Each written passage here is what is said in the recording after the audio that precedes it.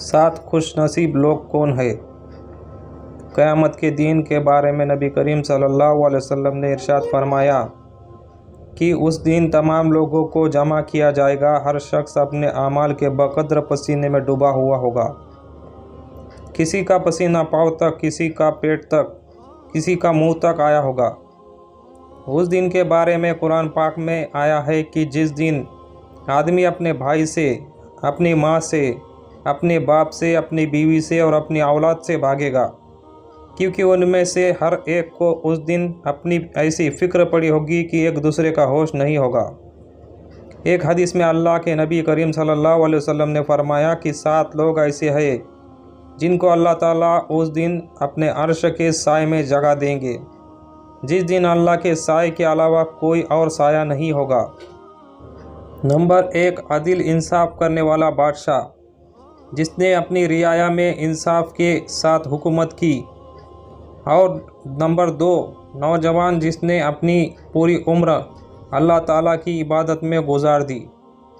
जवानी ऐसी होती है कि जिस्म ताकत से भरा होता है और दिल में बड़ी तमन्नाएं होती है। इंसान का दिल उसको ख्वाहिशें पूरी करने को कहता है और उसी को शैतान पूरा फ़ायदा उठाता है और गलत कामों में लगा देता है। लेकिन ऐसे वक्त को जो शख्स शैतान के बजाय अल्लाह ताला की इबादत में गुजारता है और हर लम्हे दुकान में हो या मकान में शरीयत के बताए गए हुक्म के हिसाब से चलता है, तो क़यामत के दिन उसे अर्श का साया नसीब होगा। नंबर 3, वो शख्स जो मस्जिद से दिल लगाए रखता है, यानी नमाज के वक्त का ख्याल रखता है।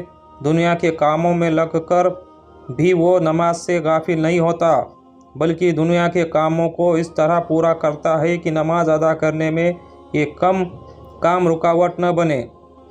नंबर 4, वो 2 लोग जो अल्लाह ताला के लिए दोस्त बने, यानी वो लोग जो अल्लाह के वास्ते आपस में दोस्ती और मोहब्बत रखते हैं।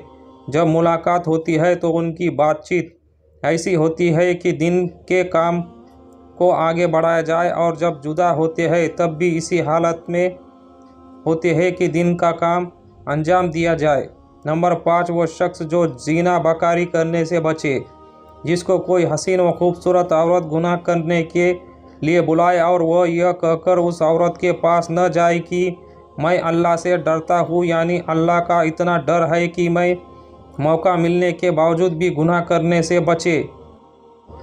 नंबर 6, वो शख्स जो छुपाकर सदका करे, यानी ऐसा शख्स जो इतना छुपाकर खर्च करे कि दाएं हाथ से सदका दिया तो बाएं हाथ को भी खबर न हो। मतलब ये 2 सदका लोगों को बताने और जताने के लिए और दिखावे के लिए न करे, बल्कि सिर्फ अल्लाह को राज़ी हासिल करने के लिए करे। नंबर 7, वो शख्स जो तन्हाई में अल्लाह को याद करके रोए, वो शख्स जो जब भी अकेला होता है तो अल्लाह ताला की बड़ाई और एहसान को याद करके रोता है, या अपने गुनाहों को याद करके रोता है और अल्लाह से माफ़ी मांगता है। अल्लाह ताला हमें क़यामत के दिन ज़िल्लत व रुसवाई से बचाए और जन्नत का हकदार बनाए। आमीन।